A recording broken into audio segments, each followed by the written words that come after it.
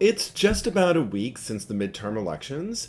On Saturday, we learned that the Democrats were going to hold control of the Senate, but at least as of this recording, the House is still up in the air. So today, I'm giving you a special negotiation expert reacts to the midterms 2022. Stick around because I'm going to share with you some key insights from the world of negotiation and conflict and dialogue that come out of this election and what it means for all of us in the next 2 years. I'm Bob Bordone. I'm a senior fellow at Harvard Law School. I'm the founder and former director of Harvard Law School's Negotiation and Mediation Clinic, and I also run the Cambridge Negotiation Institute. Let's go.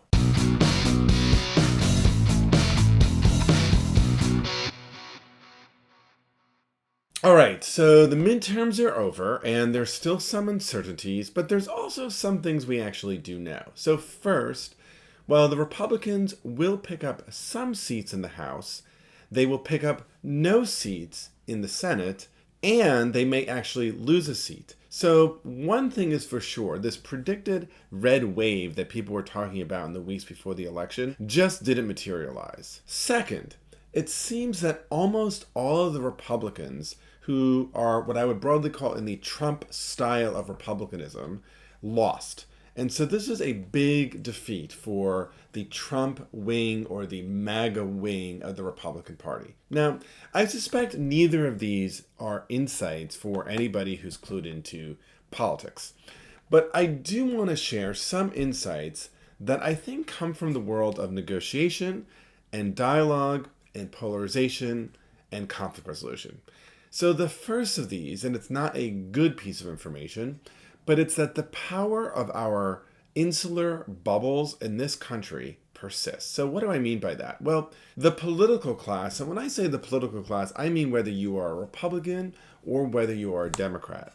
They were totally wrong because the political class was largely talking about this massive red wave. People were talking that Republicans might take the House and have a lead of between 20 and 40 seats in the House. And that just didn't materialize. And so what does that mean?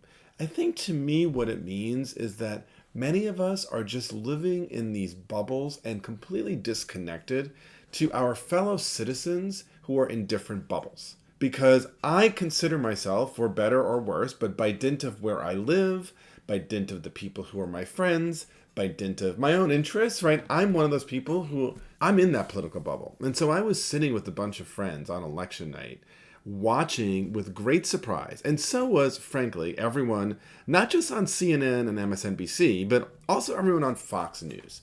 And so there continues to be this real disconnect between what our own citizenry think about and how we see the world.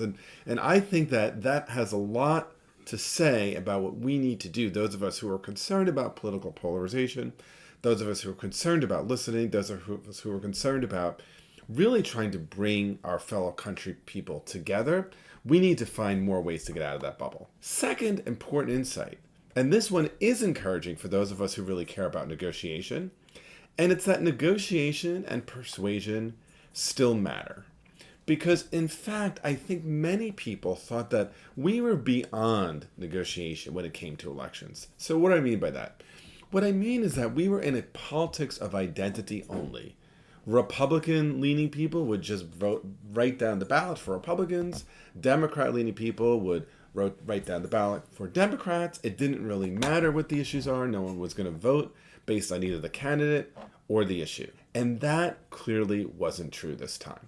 In fact, voters showed themselves to be highly susceptible to persuasion at the individual level of their individual congresspeople and on individual issues.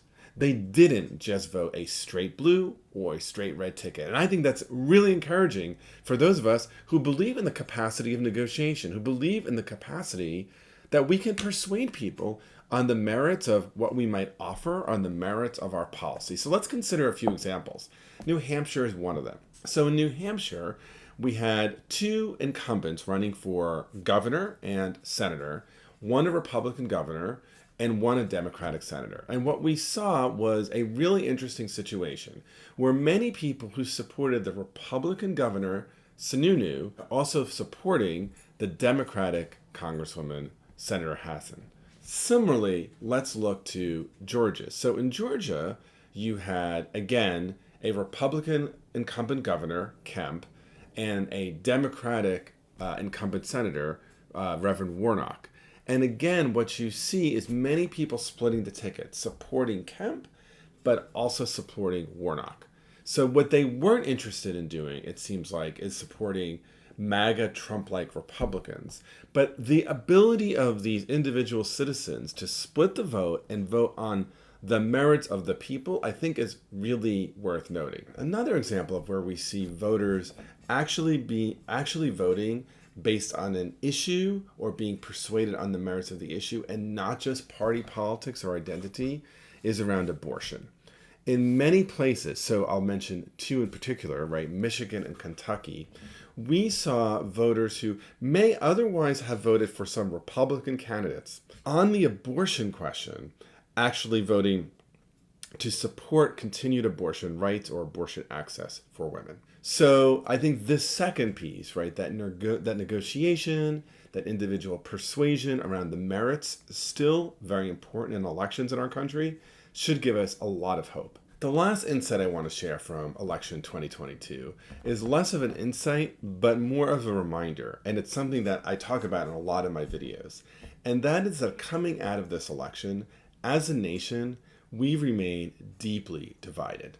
Whoever ends up winning the House will win by a bare majority.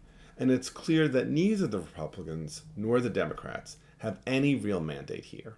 And so what that means is that everything that this channel is about, so listening, conflict resolution, reaching across the aisle, all of those things are more important than ever. And I think coming out of this election, there's going to be two voices. One voice is what I'll call the voice of the political class. And the political class is going to be all about getting the 2024 presidential election machine up and running. And I get that, but I want to speak to a second voice, which is different from the political class, and it's the leadership class. Because the leadership class in this moment should be listening to the people and looking at where our country is right now and saying, it is not going to be the case, whether I'm a Democrat or a Republican, that I'm ever going to vanquish or defeat the other side. And so therefore, if I want to be a really good leader, what I need to do is to listen to the other side. I need to find ways to connect with them, to understand them, to work with them. It means that those of us who care about the future of this republic need to hold fervently to our beliefs, of course, but we need to reach across the aisle. I do believe that we have people who actually want to be leaders and who are also politicians. So I look to people like Transportation Secretary Pete Buttigieg or outgoing Illinois Congressman Adam Kinzinger. Those just are two examples on opposite sides of the political aisle of people who work really hard to reach across the aisle, who have very strong and I would say very divergent views from each other, but want to try to move the nation forward from a position of leadership instead of from a position of how do I beat the other side and simply win. What does that mean for all of us, the citizens who are now going to enter into the next 2 years of this new Congress? I want to suggest 3 big lessons. First, all of us, and I include myself in this, we need to work harder to get out of our own bubbles.